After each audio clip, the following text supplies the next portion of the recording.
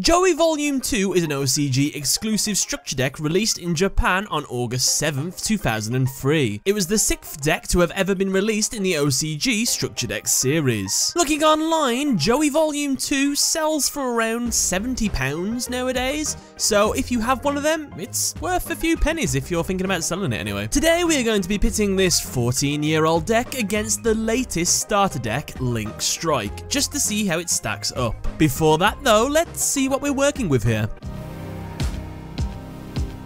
The deck features most of the cards used by the character Joey Wheeler during the Battle City arc of the Yu-Gi-Oh series. It contains 55 cards in total, with 2 of those cards being ultra rares, Guilford the Lightning and Foolish Burial. The 53 commons are Baby Dragon, Alligator's Sword, Swordsman of Landstar, Axe Raider, Great Angus, Battle Footballer, Red Eyes Black Dragon, Jinzo, Little Wingard, Exarion Universe, Gearfried the Iron Knight, Time Wizard, Exile Force, DD Warrior, Marauding Captain, Tornado Bird, Sinister Serpent, Roulette Barrel, Sasuke Samurai, Graceful Dice, Giant Trunade, Shield and Sword, Question, Reinforcement of the Army, Mystical Space Typhoon, Premature Burial, Scapegoat, Skull Dice, Backup Soldier, Interdimensional Matter Transporter, Fairy Box, Magical Arm Shield, Ultimate Offering, Kunai with Chain, Blast with Chain, Bottomless Trap Hole, Gamble, Grave Robber, Acrobat Monkey, Armored Lizard, Kojikoki, Dice Jar, Wall of Illusions, Daikito the Cure Master, Bait Doll, Second Coin Toss, Banner of Courage, Heart of the Underdog, Nutrient Z, Needle Wall, Blind Destruction, Jar of Greed, Dice Re-Roll. So to test this deck out in today's meta, we're going to have to take out the banned cards, which are Premature Burial, Ultimate Offering, and Giant Trunade. Then let's side in and out what we want, and this is the kind of deck that I'm going to be using.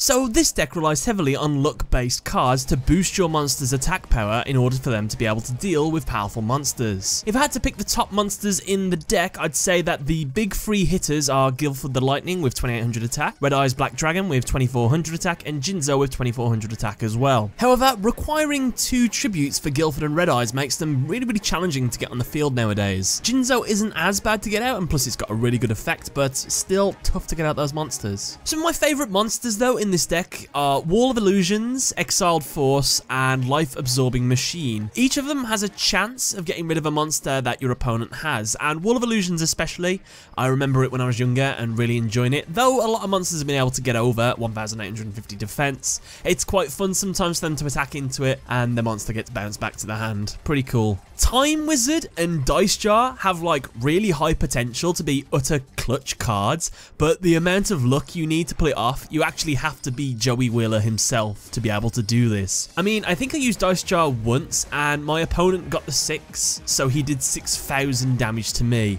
and I think the only time I got Time Wizard's effect to work, I still ended up losing the duel anyway. But the majority of the time, the Time Wizard effect failed me, so it was a bit upsetting. Some of the top spells in the deck would have to be things like Scapegoat, which is just great survivability, an awesome card at any time really. Question was a fun card to use, just for the lols really, and testing your opponent's memory, if they can remember the bottom card of the deck, but most of the time they actually can't. It was quite nice. As well, if I had to pick my top traps, Fairy Box makes your opponent risk attacking, as they may attack with 0 attack, so if you leave your monsters in attack mode, it'll make them hesitate sometimes, so I actually really like Fairy Box in this deck.